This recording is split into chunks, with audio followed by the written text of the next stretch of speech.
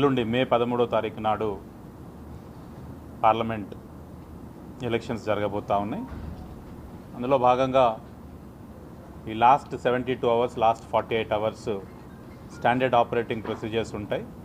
అవి కూడా మీ అందరికీ వివరించి మీ ద్వారా ప్రజలందరికీ, కంటెస్టింగ్ క్యాండిడేట్స్కి, పొలిటికల్ పార్టీస్కి, ఓటర్స్ అందరికీ కూడా తెలియాలన్న ఉద్దేశంతో ఈ యొక్క ప్రెస్ కాన్ఫరెన్స్ని ఏర్పాటు చేయడం జరిగింది.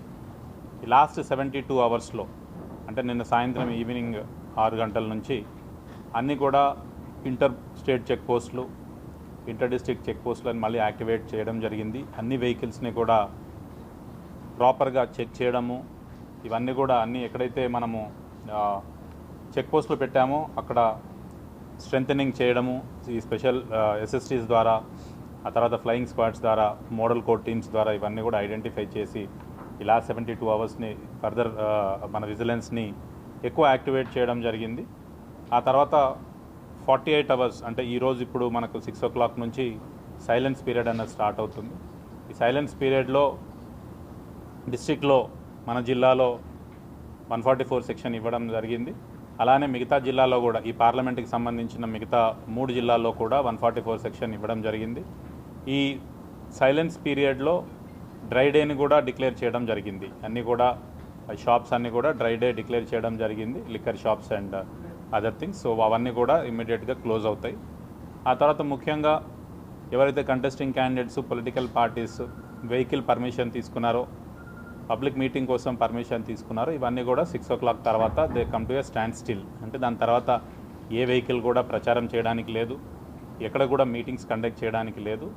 అయితే ఈ 144 సెక్షన్లో ఒక మినహాయింపు ఏంటంటే ఈ లాస్ట్ 48 అవర్స్లో contesting candidates door to door campaign చేసుకోవడానికి నంబర్స్ మీద పరిమితి లేదు, బట్ అక్కడ కూడా they need to follow proper instructions. ఆ తర్వాత వెహికల్స్లో ఈ లౌడ్ స్పీకర్స్ కానీ ఇవన్నీ కూడా ఈ 48 అవర్స్లో మనము యూజ్ చేయడానికి ఉండదు. మేజర్గా ఈ మీడియాకు సంబంధించి కూడా మీ అందరికీ తెలుసు, ఈ ఏదన్నా కానీ ఎగ్జిట్ పోల్స్ కానీ ఏవి కూడా మనము డిక్లేర్ చేయడానికి లేదు. ఆ తర్వాత ఈ ఎలక్షన్ రిలేటెడ్ మ్యాటర్స్ని కూడా ఏవైతే ప్రింట్ మీడియాలో పోల్ బిఫోర్ డే అంటే రేపు కానీ ఎల్లుండి కానీ ప్రింట్ మీడియాలో మీరు ఒకవేళ కంటెస్టింగ్ క్యాండిడేట్స్ వాళ్ళ అడ్వర్టైజ్మెంట్ ఇవ్వాలి అనుకుంటే జిల్లాలో ఉన్న మీడియా సర్టిఫికేషన్ మానిటరింగ్ కమిటీ వాళ్ళ ద్వారా అప్లై చేసుకొని వాళ్ళు పర్మిషన్ ఇచ్చిన తర్వాత మాత్రమే పబ్లిష్ చేయాల్సి ఉంటుంది. స్టేట్ లెవెల్లో అయితే state level MCMC team, district level అయితే డిస్ట్రిక్ట్ లెవెల్ ఎంసీఎంసీ టీంలో వీళ్ళు పర్మిషన్ తీసుకున్న తర్వాత మాత్రమే కంటెస్టింగ్ క్యాండిడేట్స్ యొక్క వాళ్ళ అడ్వర్టైజ్మెంట్ ఇవ్వడానికి ఉంటుంది.